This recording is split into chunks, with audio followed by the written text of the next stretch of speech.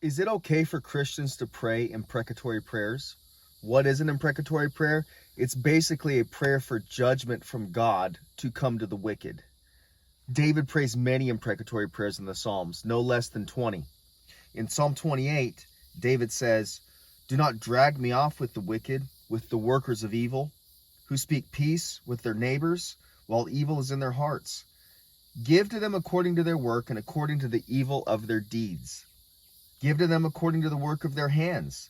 Render them their due reward, because they do not regard the works of the Lord, or the work of his hands.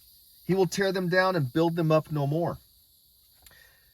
David prays multiple imprecatory prayers, and the question is it okay for us as Christians to pray those same types of prayers? You must pause before you do and get a couple things straight. So, what David is usually praying them for is when the promise of God is in jeopardy. The promise of God being that the Messiah, the anointed son of David, will come and sit upon his throne for all of eternity. That person is Jesus Christ, who has David's genetic makeup. He came from his DNA. And when David prays that prayer for God's judgment to come upon the wicked and for God to deal with them, that promise from God is in jeopardy. The kingdom is threatened. The lineage of David is in peril. And so David prays for God to deal with the wicked as he sees fit. Also, within that circumstance, David's life is at stake. And him being innocent, not because he hasn't done anything wrong, but because he's forgiven. David always recognizes that he is a man who has sinned against God, but God has graciously forgiven him and has had mercy upon him. So if you are ever going to pray that prayer for God to deal with the wicked and judge them, you've got to come to it like David did. You have to come to it from humility, from recognizing that you're a sinner that has had the mercy of God given to you and the forgiveness of God applied to you. But also, your life should be at stake. Your actual physical safety should be in peril if you're going to pray that prayer.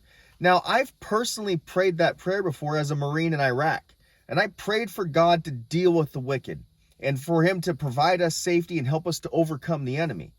I don't think there's anything wrong with that, but because it's in the circumstance of innocent life being protected from the wicked and what they're trying to do. And when you look at what those were doing in Iraq and what we're up against, I mean, if they would have got a hold of one of us, they'd drag us through the streets, strip us naked, chop off our heads. Is it justified to pray that prayer for judgment? Absolutely. So you've got to recognize that there's only certain circumstances when it's morally justified to pray that prayer. But also, what you're praying for is you're not praying that God would use you to judge the wicked. You're not praying and asking God for permission to carry out his judgment against the wicked. No, you actually leave yourself out of it. You are asking God to deal with the wicked as only he sees fit.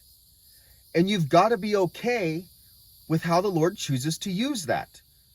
Not that he really uses what you ask him to do, but David is always leaving it up to God. And so I think that we as Christians have to follow in that example.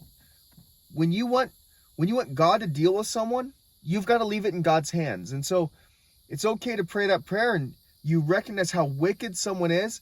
They're threatening innocent human life. They are seeking to take down God's promises. And you say, God, you deal with it. It's out of my hands. It's out of my control. I can't mess with it, Lord. Only you can.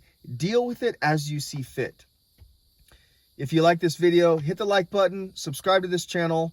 Ultimately, what we do here at the Day of Battle is we go through the Psalms. We live in the Psalms every day in the Psalms. See you next time. Day of Battle out.